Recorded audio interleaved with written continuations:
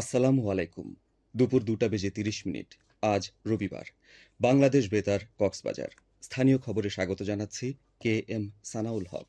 কক্সবাজার সমুদ্র সৈকতে পর্যটকদের স্বাস্থ্য ঝুঁকি নিরসনে ৪ দিনব্যাপী প্রশিক্ষণ কর্মশালার আয়োজন করা হয়েছে। আজ জেলা প্রশাসনের আয়োজনে এবং বাংলাদেশ রেড ক্রিসেন্ট সোসাইটির সহযোগিতায় পর্যটন কর্পোরেশনের উপল রেস্ট হাউজে অনুষ্ঠিত এই কর্মশালায় পানিতে ডুবে যাওয়া ব্যক্তির উদ্ধার পরবর্তী প্রাথমিক চিকিৎসা, বিশেষ করে সিপিআর প্রদানে দক্ষ একটি পুল গড়ে তোলার লক্ষ্যে দিক নির্দেশনা দেওয়া হয়। জেলা প্রশাসক মোহাম্মদ সালাউদ্দিনের সভাপতিত্বে প্রশিক্ষণ কর্মসূচির উদ্বোধন করেন বাংলাদেশ রেড ক্রিসেন্ট সোসাইটির মহাসচিব ডক্টর কবির এম আশরাফ আলম। এতে অতিরিক্ত জেলা ম্যাজিস্ট্রেট, প্রেস ক্লাবের সভাপতি, রেড ক্রিসেন্ট সোসাইটির পরিচালক, ট্যুরিস্ট পুলিশের অতিরিক্ত পুলিশ সুপার সহ সংশ্লিষ্টরা উপস্থিত ছিলেন। ৪ দিনের এই প্রশিক্ষণে মোট ১৬০ জনকে ৪টি আলাদা গ্রুপে প্রশিক্ষণ প্রদান করা হবে। বিচ কর্মী, লাইফগার্ড সদস্য, জেটস্কি চালক, বিচ বাইক চালক ও টিউব মালিক সহ বিভিন্ন পেশাজীবীদের সমন্বয়ে এই প্রশিক্ষণ টিম গঠন করা হয়েছে। বাংলার গণমানুষের অধিকার আদায়ের এক অকুতোভয় সংগ্রামের নাম জুলাই অভ্যুত্থান। দেশের আপামর ছাত্র জনতার অংশগ্রহণে সংগঠিত এই আন্দোলনের নেতৃত্বে ছিল তরুণ ও যুব সমাজ। আন্দোলনে অংশগ্রহণকারী তেমনই এক তরুণ যোদ্ধা কক্সবাজারের আমিনুল ইসলাম আরিফ। আহত জুলাই যোদ্ধা ও কক্সবাজার সরকারি কলেজের এই শিক্ষার্থী জানিয়েছেন, জুলাই বিপ্লবে মৃত্যুভয় তুচ্ছ করে ছাত্র জনতার একজন হয়ে তার আন্দোলনে অংশগ্রহণ ও প্রত্যাশার কথা। জুলাই 18 তারিখ আমরা বিকেল বেলা থেকে যখন ওই সরকারি কলেজের দিক দিয়ে আন্দোলন শুরু করি, আসরের পরপরই আমরা শহর দিকে রওনা হই। ওইদিকে যাই, হাশিমিয়া মাদ্রাসা থেকে শুরু করে বারিশ মার্কেটে কিছুক্ষণ অবস্থান নিই। এরপরে পেট্রোল পাম্পের দিকে চলে আসি। ওইখানে প্রায় আধা ঘন্টা 40 মিনিট পর্যন্ত আমরা অবস্থান নিয়েছিলাম।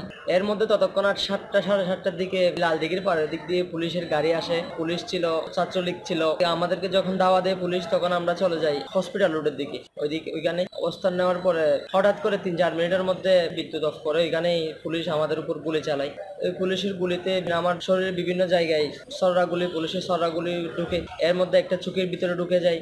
চোখের ভিতরে ঢুকে আমার চোখ সম্পূর্ণ দৃষ্টিহীন হয়ে যায়।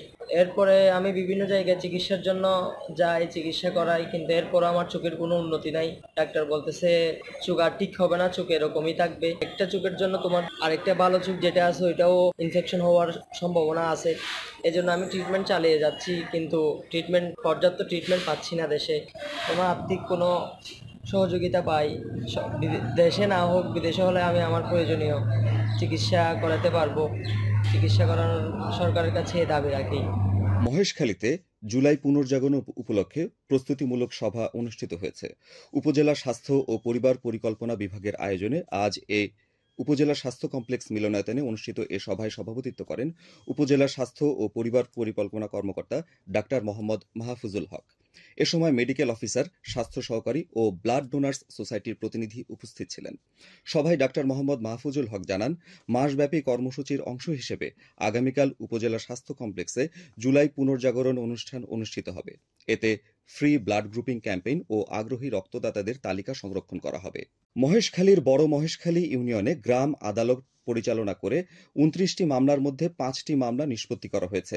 এ সময় একটি মামলা খারিজ ও সময় প্রদান করা হয়েছে একটি মামলায়। এছাড়াও 22টি মামলা চলমান রয়েছে।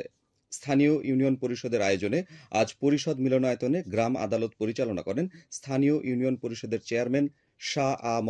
এনায়েতুল্লাহ বাবুল। এ সময় প্যানেল চেয়ারম্যান দলিলুর রহমান সহ সংশ্লিষ্টরা উপস্থিত ছিলেন।